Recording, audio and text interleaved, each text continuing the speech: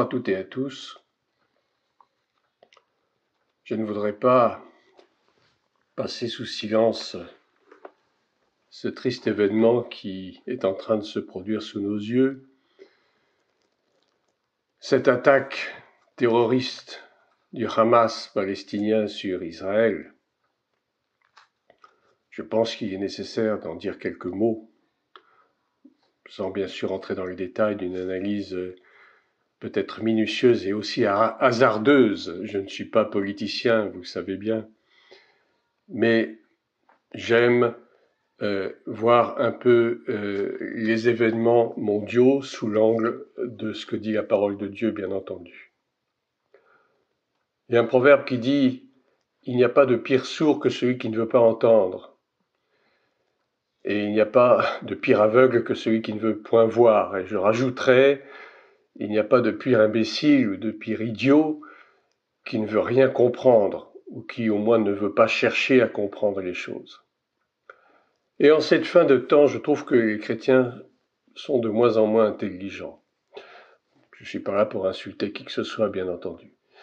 Quand je dis intelligent, c'est-à-dire que les chrétiens ne cherchent pas à comprendre vraiment le sens des événements que nous traversons.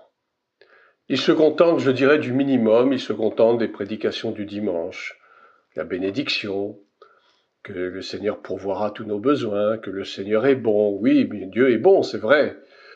Dieu est un Dieu de bonté, certes, mais il est aussi un Dieu de jugement. Et notre planète est en train de passer petit à petit sous un jugement divin. Le Seigneur juge les nations, les unes après les autres. Et il juge aussi l'Église. Il juge les chrétiens. Il juge les serviteurs de Dieu. Alors, je n'en dirai pas plus sur ce sujet, mais je tenais absolument à vous dire ma façon de penser par rapport à ce qui se passe actuellement en Israël, qui est, je vous le rappelle, bien sûr que je vais certainement recevoir quelques coups lorsque je vais dire qu'Israël est le peuple choisi de Dieu, que si nous sommes croyants, si nous sommes disciples de Christ aujourd'hui, c'est quand même grâce à Israël. Donc nous devons bénir Israël, nous devons prier pour la paix en Israël, la paix à Jérusalem. En tête de cette petite capsule, je vais vous lire le psaume 121, qui me paraît être fort à propos. Psaume 121, Cantique des degrés. Je lève mes yeux vers les montagnes. D'où me viendra le secours ? Le secours me vient de l'Éternel qui a fait les cieux et la terre. Il ne permettra point que ton pied chancelle. Celui qui te garde ne sommeillera point.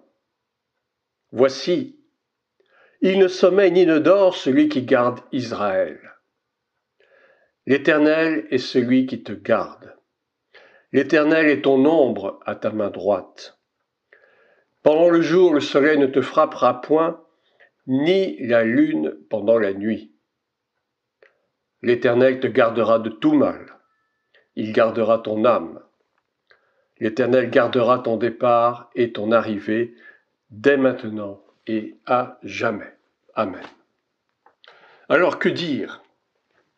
Que dire à propos de cet événement dramatique qui tombe précisément en cette période de Shimchat Torah, et ça me fait penser exactement à ce qui s'est passé en 1973 à Kippour, de cette même attaque d'Israël par le monde arabo-musulman, par les Palestiniens.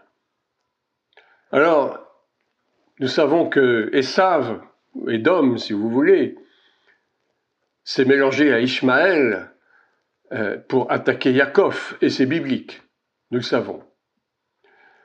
Mais ce qui me fait, j'allais dire rire entre guillemets, parce que ça ne porte vraiment pas à rire, mais ce qui me fait penser à quelque chose par rapport à l'attitude des pays occidentaux vis-à-vis d'Israël.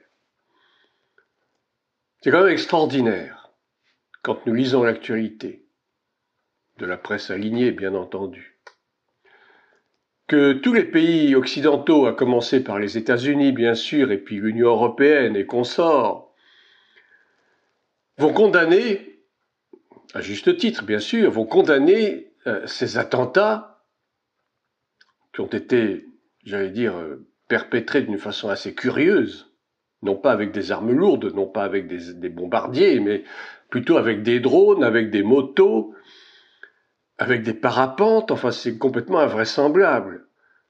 Et on pourrait dire qu'Israël a été pris par surprise, mais enfin je reviendrai là-dessus. Donc, disais-je, il est assez surprenant de voir que les pays occidentaux, États-Unis, Europe, s'insurgent contre cette attaque en règle contre Israël. Alors on crie au scandale, bien sûr.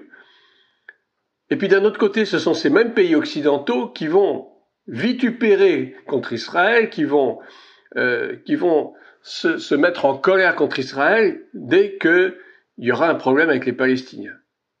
Lorsqu'Israël va se défendre contre des attaques palestiniennes, alors le monde s'insurge contre Israël en disant c'est injuste, tous ces Palestiniens qu'on massacre, etc. C'est horrible. Donc vous voyez comment les Occidentaux changent de veste assez facilement. Ils changent d'opinion du jour au lendemain quand ça les arrange. C'est assez curieux.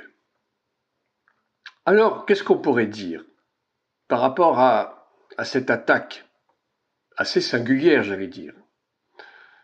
Alors, beaucoup disent, et je l'ai lu dans bien des organes de presse et même dans certaines vidéos, oui, c'est le début d'Armageddon, c'est un prélude à la guerre d'Armageddon. Alors,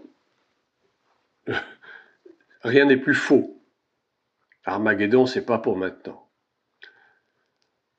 Mais je dirais, les chrétiens ne lisent pas leur Bible. Les chrétiens ne font qu'écouter, que répéter bêtement ce que d'autres vont dire. Et je ne suis pas là, je vous assure, pour répéter ce que d'autres ont dit avant moi. Non pas que je veuille paraître plus intelligent que les autres, c'est pas ça. Mais replaçons les choses dans leur contexte biblique. Un point, c'est tout. Armageddon aura lieu, certes. Les prophéties l'annoncent, certes. Jésus lui-même l'annonce, certes. Armageddon aura lieu quand?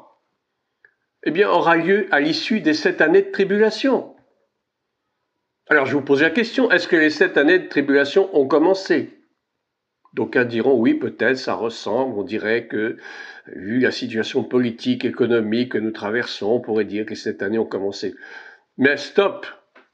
Qu'est-ce que dit la parole de Dieu en 2 Thessaloniciens? Il faut qu'auparavant, on ait vu paraître l'homme du péché, l'impie, celui qu'on nomme l'antéchrist. Parce que c'est lui qui va inaugurer les 7 années en question. Est-ce que nous l'avons vu? Déjà? On n'a même pas vu paraître le bout de son nez. On ne sait même pas qui il est. Alors les suppositions vont bon train. Moi-même, j'ai fait quelques vidéos sur des hypothèses par rapport à cet homme qu'on appelle l'antéchrist. Ça peut être tel ou tel. Vous pouvez vous référer à mes anciennes vidéos éventuellement. Mais ce ne sont là qu'hypothèses. Plus ou moins bien fondées, plus ou moins bien argumentées, j'avoue. Mais je n'ai jamais tiré la moindre conclusion hâtive, je n'ai jamais affirmé la moindre chose d'une façon définitive et péremptoire. Il faut que l'homme du péché paraisse avant, parce que c'est lui qui va être l'inaugurateur des 7 années. Alors d'autres vont dire oui, ce sont les coupes de la colère qui commencent, etc. C'est faux. Les coupes de colère n'interviendront que dans la deuxième partie des 7 années, c'est-à-dire les 3 ans et demi de ce que l'on appelle la grande tribulation. C'est là que les coupes de la colère de Dieu vont se déverser sur le monde et vont toucher ceux qui auront pris la marque de la bête et qui auront adoré son image, la bête étant l'antéchrist, bien sûr. Alors dites-moi, est-ce que nous avons eu déjà la marque de la bête? Alors oui, il y a effectivement des prémices, alors on nous parle de la puce, de ceci, de cela, les paiements électroniques, tout ça ce sont des préparations, évidemment, ce sont des actes préparatoires, mais la véritable marque de la bête, elle n'est pas encore là. Elle n'interviendra que dans les 3 ans et demi de la grande tribulation. Et ceux qui auront pris cette marque de la bête, pour pouvoir satisfaire tous leurs petits besoins, leurs petits caprices égoïstes, qu'ils pourront acheter et vendre tout ce qu'ils voudront, et qui ne savent pas d'ailleurs ce qui les attend après, eh bien c'est sur ces gens-là que les coupes de la colère se déverseront, c'est-à-dire sur une très grande partie du monde, et même des chrétiens qui n'auront pas cru en temps utile, qui n'auront pas été enlevés, et qui en plus seront rétrogradés dans leur foi, parce qu'il y en aura malheureusement qui vont renier Christ et qui vont prendre la marque de la bête. Il y en aura, soyez-en sûrs. C'est désespérant, mais tout est écrit dans la parole de Dieu. Alors, on a dit aussi que oui, ces attentats du Hamas, le Mossad, c'est-à-dire le service secret israélien, n'étaient pas au courant, ils ont été pris au dépourvu. Ben, là encore, laissez-moi rigoler un peu. Comment est-ce que des services secrets aussi pointus que le Mossad peuvent ignorer qu'il se prépare quelque chose quand même en sous-main, en souterrain, contre Israël? C'est absolument invraisemblable. Alors on peut penser à juste titre que les choses ont été connues d'avance, ont peut-être été même préparées, j'allais dire, en association avec ces groupuscules du Hamas, pourquoi pas? Et alors on pourrait penser que c'est un petit peu le 11 septembre des États-Unis en 2001, lorsque les 2 tours jumelles se sont effondrées, qu'on nous a fait croire évidemment que c'était des avions qui avaient percuté les tours, enfin tout un cinéma d'invraisemblance, alors qu'on connaît très bien la vérité. Même des ingénieurs, des techniciens de très haut niveau ont prouvé que cela était absolument impossible. En réalité, on sait que ces tours ont été esquintées de l'intérieur, les piliers ont été sciés de l'intérieur, on a placé des bâtons de dynamite nucléaire à l'intérieur, tout a été fait de l'intérieur pour diverses raisons, pour divers prétextes, notamment pour la guerre en Irak, pour pouvoir entrer en guerre contre l'Irak, pour des besoins bassement énergétiques, le pétrole, et puis parce que ces immeubles étaient pleins d'amiante, semble-t-il, et qu'il fallait les détruire pour que les assurances puissent rembourser, c'est-à-dire des milliards de dollars, et puis autre prétexte quelconque. Et cela a justifié de tuer près de 3500 personnes innocentes. État criminel. Alors, on pourrait dire, l'État d'Israël peut-être a fait la même chose, en soudoyant, en s'alliant secrètement avec des personnalités du Hamas pour pouvoir mettre le feu en Israël et servir de prétexte à ce que l'on aille enfin faire la guerre, détruire la bande de Gaza. Pourquoi pas? Ce serait un prétexte guerrier. Tout comme il y a eu l'incendie du Reichstag en 1930 et quelques, je ne sais plus quand, qui a permis l'accession d'Hitler au pouvoir et qui a donné comme prétexte que c'était les Juifs qui avaient incendié le Reichstag. Vous voyez comment tout peut être prétexte à faire la guerre.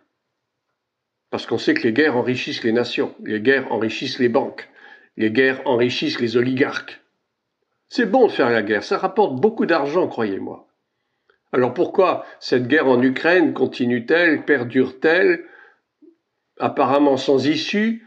Parce que ça rapporte de l'argent, tout simplement. On en dépense beaucoup, mais on en gagne aussi beaucoup. On en dépense beaucoup en amont, mais finalement, on finit par en gagner plus que ce qu'on en a dépensé. Quelle absurdité que ce monde. Quelle méchanceté, quelle cruauté que ce monde. Alors que dire? C'est pas Armageddon, ça c'est clair et net. Et ceux qui voudraient croire encore se trompent lourdement. C'est simplement le fait qu'une fois de plus, Édom s'insurge contre son frère. Tout simplement. Ça n'est pas nouveau. Ça date de millénaires, de siècles entiers. Ça n'est pas nouveau. Le but, c'est quoi? De former un double État. Un État palestinien, un État israélien, avec Jérusalem comme capitale qui sera divisée en deux. C'est ça le but en réalité. Et c'est quand ces choses-là arriveront que là, on pourra savoir que les temps sont là. Le moment où Christ va apparaître sera là. Il y a eu des traités de paix signés précédemment, c'est vrai, il y a eu les traités d'Abraham, enfin les accords d'Abraham. Va-t-il y avoir de nouveau un traité de paix entre Israël et les Palestiniens à la suite de cette attaque en règle, à la suite de cette attaque terroriste qui a fait près de 1500 ou 1000, au moins 1000 morts, des personnes kidnappées jusque dans leur maison, des vieillards, des enfants, des femmes qui sont prises en otage, on ne sait pas même s'ils seront libérés. Ou alors s'ils le sont, c'est parce qu'il y aurait eu des accords tacites qui auront été conclus entre Israël, entre le gouvernement israélien, qui est tout de même assez corrompu, faut-il le dire, et puis les personnalités du Hamas, les dirigeants du Hamas. Mais vous savez, il n'y a pas de gagnants, il n'y a pas de perdants dans les guerres. Et ceux qui financent les guerres sont à la fois des deux côtés. Les guerres napoléoniennes ont été financées des deux côtés. Il n'y a pas eu de perdants, il n'y a pas eu de gagnants. Et s'il y a eu perdants, finalement, ils ne perdent pas tout. Tout cela, c'est un jeu de stratégie à la fois militaire, certes, politique et surtout financier. Stratégie financière. Les guerres sont basées sur des stratégies financières, pour ceux qui en douteraient encore. Donc, pour conclure, je dirais que voilà, c'est déplorable, il faut prier pour Israël, il faut prier pour la paix à Jérusalem, il faut prier pour nos frères juifs. Je dis nos frères, bien qu'ils ne soient pas réellement nos frères, puisqu'ils ne croient pas en Christ. Encore qu'il y a plus en plus de juifs qui se convertissent au vrai christianisme, au christianisme biblique, qui reconnaissent Jésus, Yehoshua HaMashiach comme Seigneur et Sauveur. Il y en a de plus en plus, Dieu soit loué. Mais nous devons prier pour Israël, parce que c'est biblique, parce que Dieu le demande, parce que si nous ne le faisons pas, nous nous rendrons coupables, nous nous rendrons complices de la destruction d'Israël. Or, Dieu ne peut pas accepter qu'Israël soit détruit. Israël est la prunelle des yeux de Dieu. Et en même temps, Israël est l'horloge du monde. Israël est au cœur de la Bible, de la parole de Dieu. Israël est l'horloge du monde. Tous les événements mondiaux se déroulent par rapport à Israël. Israël, c'est le point central de la politique mondiale. C'est le point central de la stratégie mondiale.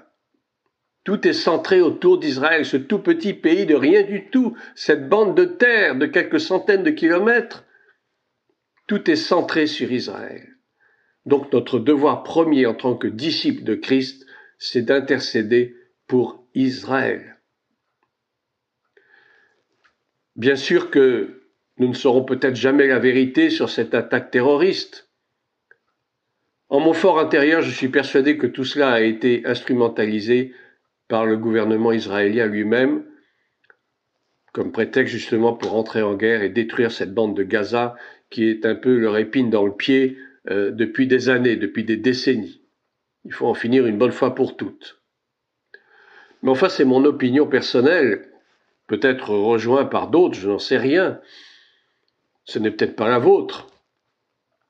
Ce qui est important, c'est que nous continuions à considérer les événements tels que la Bible nous les rapporte, de respecter la chronologie, de ne pas mettre un événement avant l'autre. Si Dieu a prévu les choses comme ça, c'est qu'elles doivent se dérouler comme ça et pas autrement. Les prophéties, qu'on le veuille ou non, s'accompliront. Évidemment, Dieu est souverain et dans sa souveraineté, il peut très bien décider qu'un événement viendra avant l'autre, peut-être, éventuellement, sera devancé ou sera peut-être retardé. Mais notre travail à nous, ce n'est pas de changer les choses.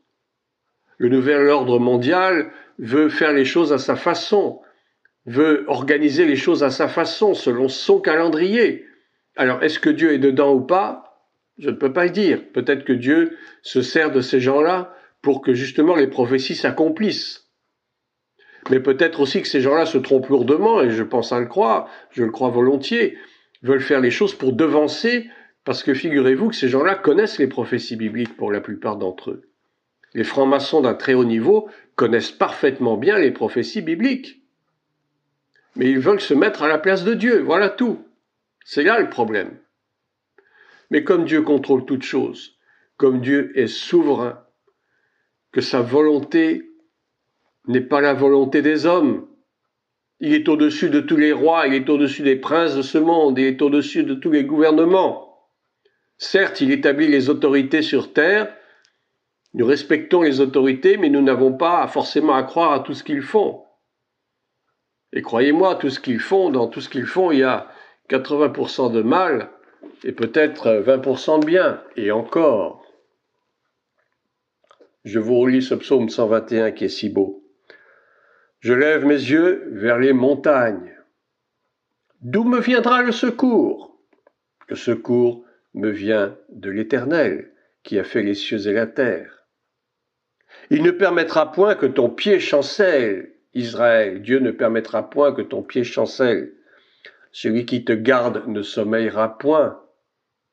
Voici, il ne sommeille ni ne dort celui qui garde Israël. Il ne sommeille ni ne dort celui qui garde Israël. Gardons cette pensée dans nos cœurs.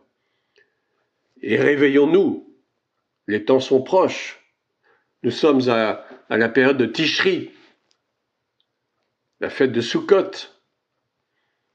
Vous savez que ces fêtes-là, ces périodes-là sont cruciales dans le calendrier divin.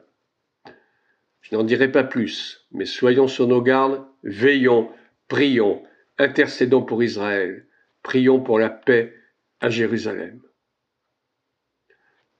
Je vous reviendrai bientôt dans une prochaine vidéo. Que Dieu vous bénisse. Restons en paix les uns avec les autres et surtout, demeurons dans la prière.